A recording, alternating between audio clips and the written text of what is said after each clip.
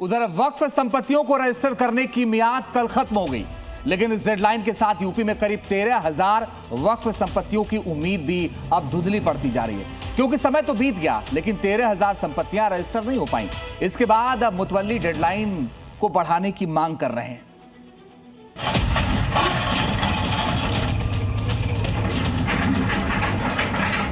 वक्फ के नाम पर लाखों एकड़ लैंड कब्जे की गई है कि वक्फ जिस लैंड को कह देगी कि ये उनकी है, उनकी मान ली जाएगी, तो ये नहीं हो सकता है।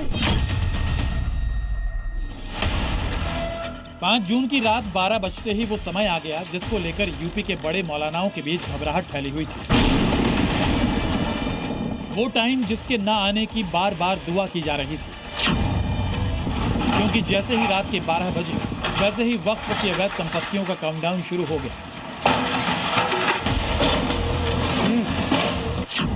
5 जून रात 12 बजे यानी कि कल उम्मीद पोर्टल पर वक्फ संपत्तियों को रजिस्टर कराने की डेडलाइन खत्म हो गई।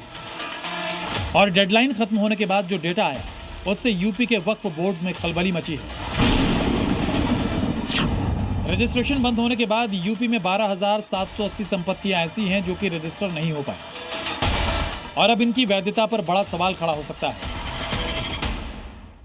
जैसे क्या है ना कि कुछ लोगों के पास दस्तावेज नहीं है, या कुछ लोग जो है अपने बुजुर्गों के तनहा की हमारी जगह है और कैसे चली जाएगी और इसको हम रखे रहेंगे, हम बरसों से सालों से हमारे पास है, तो एक लापरवाही की वजह से ये सामना देखना पड़ रहा है। पहले यूपी में वक्फ रजिस्ट्रेशन की तारीख 6 महीने बढ़ाई गई थी, जिसके बाद वो कल खत्म हुई। अब जबकि डेडलाइन खत्म हो गई तो मुतव्वली इसे बढ़ाने की मांग कर रहे हैं। रजिस्ट्रेशन हो गया है लेकिन अभी पूरी तरीके से नहीं हुआ है, हमें और टाइम चाहिए होगा। कौशाम्बी की ज़मीनें हैं, पूरी तरीके से चढ़ी नहीं है। देश में सबसे ज्यादा वक्फ संपत्तियां अगर किसी एक वक्फ बोर्ड के पास है तो वो है यूपी सुन्नी सेंट्रल वक्फ बोर्ड। यूपी में सुन्नी वक्फ के पास 1,26,000 संपत्तियां हैं, तो वहीं शिया सेंट्रल वक्फ में पंजीकृत 7,785 संपत्तियां हैं। इन दोनों में से रजिस्ट्रेशन के बाद 12,780 संपत्तियों का रजिस्ट्रेशन सही वक्त पर नहीं करा पाया। कल जबकि रजिस्टर करने की आखिरी डेट थी तब बड़ी संख्या में लोग लगे थे। अभी ये मानिए 25 से 30% बची ही होंगी।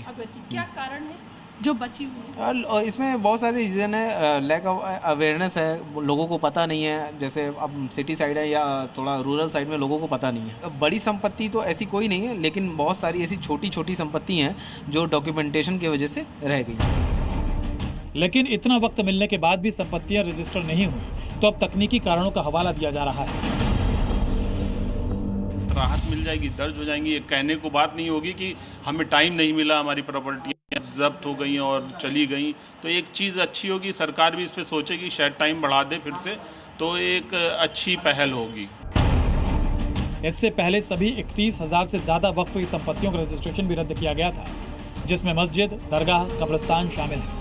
अब जबकि रजिस्ट्रेशन नहीं हो पाया है तो मुतव्वली वक्फ ट्रिब्यूनल से समय बढ़ाने की मांग कर रहे हैं, और अगर अब ये मांग नहीं मानी गई तो इन संपत्तियों का यूपी में वैध रहना मुश्किल हो जाएगा।